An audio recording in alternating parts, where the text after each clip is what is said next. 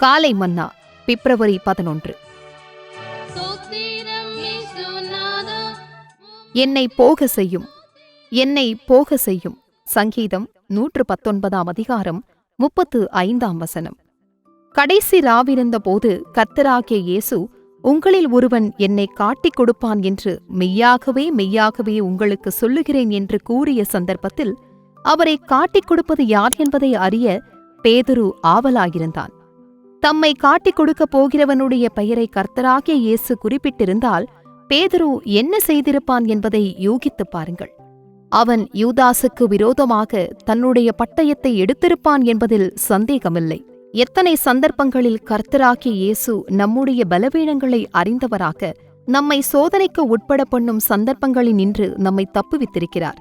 நம்முடைய முற்றிலும் மதியீனமானதும் பிடிவாதமானதுமான வழிகளிலும் கூட கர்த்தர் நம்மை விட்டு விலகாமலும் நம்மை கைவிடாமலும் இருப்பதுடன் அவர் நம்மை பாதுகாக்கவும் செய்கிறார். நாம் அவருக்கு எவ்வளவாக நன்றி செலுத்த வேண்டும்? பேதுரு மிதமிஞ்சிய தன்னம்பிக்கை, முரட்டாட்டம் ஆகியவற்றிற்கும் ஒரு அடையாள சின்னமாக இருந்தான். கர்த்தராகிய இயேசு தாம் கெத்சமேனுக்கு போவதற்கு சற்று முன்பு பிசாசானவன் பேதுருவின் விசுவாசத்தை அழிக்க திட்டமிட்டுக் கொண்டிருக்கிறான் என்று அவனை எச்சரித்தார். அவன் விசுவாசத்தில் மிகவும் பலவீனமாயிருப்பதையும் அவனுக்கு ஒரு மெய்யான மனம் திரும்புதல் அவசியம் என்பதையும் அவர் அவனுக்கு சுட்டிக் காண்பித்தார். பின்னும் கர்த்தர், சீமோனே சீமோனே, இதோ கோதுமையை சுலகினால் புடைகிறது போல சாத்தான் உங்களை புடைகிறதற்கு உத்தரவு கேட்டுக்கொண்டான். நானோ உன் விசுவாசம் ஒழிந்து போகாதபடிக்கு உனக்காக வேண்டிக் கொண்டேன். நீ குணப்பட்ட பின்பு உன் சகோதரரை ஸ்திரப்படுத்து என்றார். லூக்கா 23 அதிகாரம் 31, 32. ஆனால் இந்த எச்சரிப்புகளையெல்லாம் கவனித்து கேட்பதற்கு பேதுரு ஆயத்தமாயிருக்கவில்லை. அவன் உடனடியாகவே அவரை நோக்கி, நான் காவலிலும் சாவலிலும் உம்மோடு செல்ல ஆயத்தமாயிருக்கிறேன் என்று கூறினான். பேதுருவுக்கும் சங்கீதக்காரனுக்கும் இருந்த மிகப்பெரிய வித்தியாசத்தை பாருங்கள். பேதுரு தான் சற்றும் ஆயத்தமாயிராதிருந்த போதிலும் நான் செல்ல ஆயத்தமாயிருக்கிறேன் என்று கூறினான். சங்கீதக்காரனோ என்னை போக செய்யும் என்று ஜெபித்தான். பேதுரு கர்த்தராகிய இயேசுவை பின்பற்ற தனக்கிருந்த விருப்பத்தை அவரை பின்பற்ற தனக்கிருக்கும் பலன் என்று தவறாக எடுத்துக்கொண்டான். நம்மில் அநேகரும் இதே தவற்றையே இழைக்கிறோம். நாம் மிதமிஞ்சிய தன்னம்பிக்கை உள்ளவர்களாய் செயல்படுகிறோம் என்பதை நாம் உணருவதில்லை.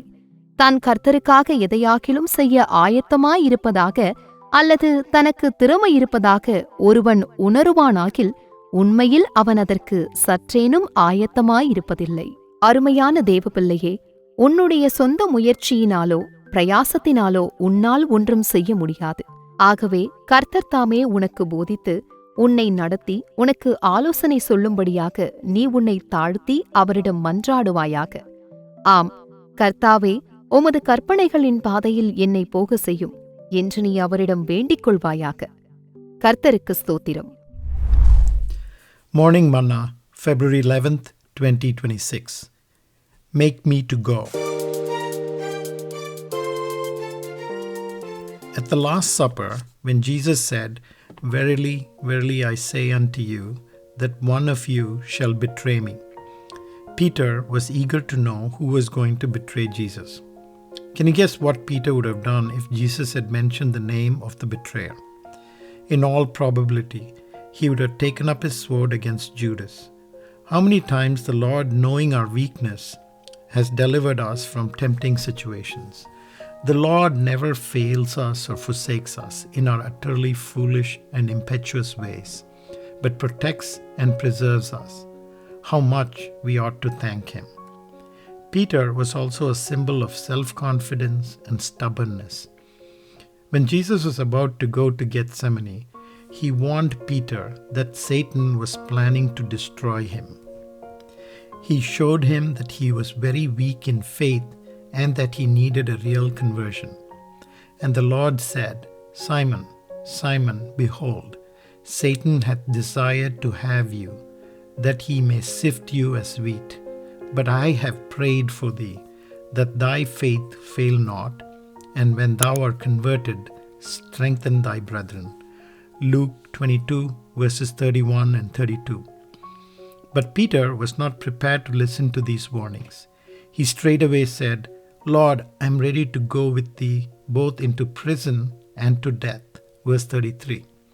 Look at the vast difference between Peter and the psalmist. Peter said, I'm ready to go, when he was least ready.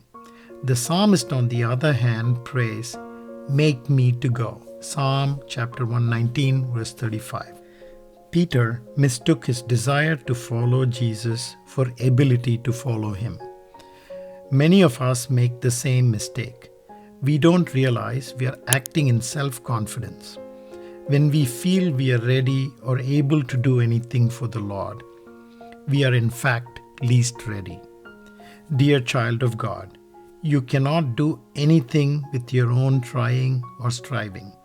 So humbly ask the Lord to teach you, lead you, guide you. Yes, tell him, Lord, make me to go in the path of thy commandments. May God bless you.